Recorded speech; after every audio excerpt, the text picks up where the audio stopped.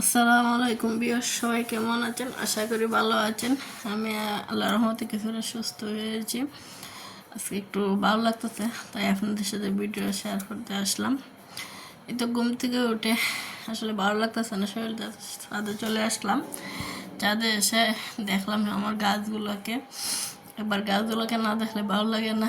নতুন মরিচ গাছ লাগিয়েছিলাম, গাছগুলো মরে গেছিলো, আবার দেখলাম হইতেছে। যাই হোক, আল্লাহর রহমতে 2-3টা হয়তো হইতে পারে।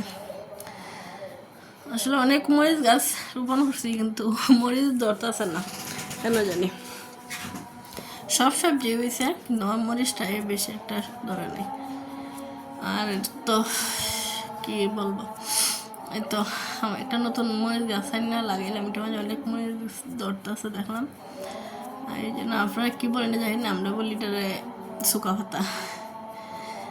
আর তো আমার গাছের শশাটা বড় হইতেছে আস্তে আস্তে। আসলে নিজের হাতের সবজি খাইতে অনেক ভালো লাগে।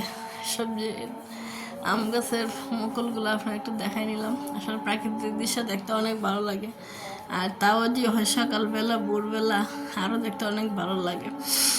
তো তাই ভাবলাম বিয়েদের সাথে একটু শেয়ার করে নিই, তারাও দেখে নিল আমাদের চারপাশটা। আসলে আমার চারপাশটা সবুজ ঘেরা মাঠ আছে অনেকগুলো, আর অনেক গাছ।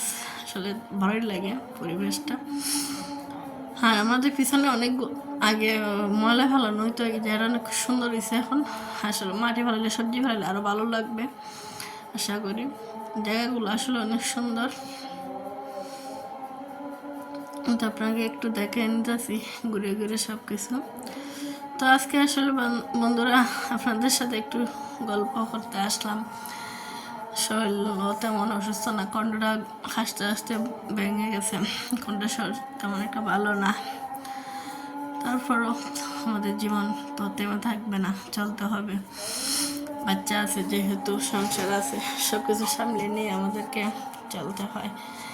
আর জীবনে আসলে চলার পথে অনেক বাধা বিপত্তি আসে, তা মানিয়ে নিতে হয়। তো আমার সাং দিছি, কিন্তু শেষ করতে পারি না বাসের জন্য। আরও বাস আনতে হবে, লোক পাইতেছি না দেখি, আর বসার না সপ্তাহ। তো মেয়েকে একটু পড়াইতেছি, মনে পড়ে গেল আমার ছোটোবেলার কথা। ছোটোবেলায় এই কবিতা আমার খুব প্রিয় ছিল, খুব বেশি এটা পড়তাম। যেসব আমার ভালো লাগতো না, এই কবিতাটা আমি পড়তাম। মেয়েকে বসে বসে কবিতাটাই পড়াইতেছিলাম ছাদে বসে।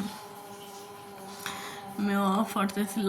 আসলে ও বলতেছে, আম্মু কবিতাটা তো অনেক কঠিন। আমি কবিতাটা কঠিন হইলো, কিন্তু মজা আছে, বইটা দেখো ভালো লাগবে। তো সে বসে বসে পড়তেছে, আর আমি ওর পাশে বসে রয়েছি।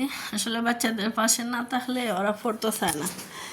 আর আমাদের তো বাচ্চাদের পড়া মানুষ করাতে আমাদের কাজ। ওরা যে প্রতিষ্ঠিত না হয়, তাহলে তো আর আমাদের জীবন বৃথা।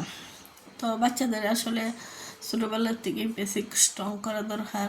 তো আমার মেয়ে ভাত রান্না করে রাখছিল কালকে, কবুতরগুলো এসে খাবে, পাশে বসে খাইতেছে বসে বসে। আর মেয়ে খুব মজা খাইতেছে। আচ্ছা আম্মু কবুতর আমিও ফালবো। নয় ঠিক আছে, তোমার কবুতর এনে দেবো। আসলে বাচ্চাদেরকে ছোটোবেলাতেই পড়াশোনাটা মনোযোগী হলে দরকার। আমরা মা বাবারা অনেকেই কী করি, ছোটোবেলায় একটা টিচার ধরাই দিই, ফরক টিচারে কী পড়াইলো না পড়াইলো কোনো খবর নেই না। এটা কিন্তু আমাদের অনেক ভুল করি মারা। বাবা তো বাইরে ব্যস্ত থাকে, মানে আমার ধরেন আমরা অনেক বাবার আছে প্রবাসী, অনেকের ব্যস্ততা কারণে বাচ্চাদের সময় দিতে পারে না। আসলে মাদেরকে সময় দিতে হয়। তো আজকে ছুটির দিন, তো আমার আম্মা বলতেছে যে আজকে কী হবে, বাফা পিঠা হবে। তো গুড় আনছেন, খেজুরের গুড়, চাল আনছেন কুটাইয়া, আর একটা নারকেল আনলেন। তো এগুলো প্রসেসিং করতেছি। তো আজকে একটু বাফা পিঠা হলাম। আসলে শরীরও তেমন ভালো না, ভাত খাইতে মজা লাগে না। তো আম্মু বলতেছেন যে একটু পিঠা করি, তাই একটু পিঠা হলাম। আসলে সময়ের জন্য পিঠা করা তেমন একটা হয় না। আর বাফা পিঠা যাই বলেন, পিঠা করতে কিন্তু অনেক সময় দরকার, ধৈর্যের দরকার। আর আমার মেয়ে কিন্তু তেমন একটা পিঠা পছন্দ হয় না, তাই আমার পিঠা হওয়ার তেমন একটা আগ্রহ না। ওর চিকেন ফ্রাই, 5 ডেজ, ওগুলোই বেশি পছন্দ করে।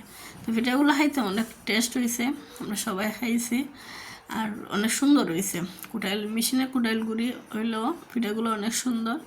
তো বিকজ আজকে আমি তো বিদায় নিলাম, সবাই আমার চ্যানেল থেকে একটু ঘুরে আসবেন, আশা করি ভালো লাগবেন, ভালো থাকবেন, আসসালামু আলাইকুম। তো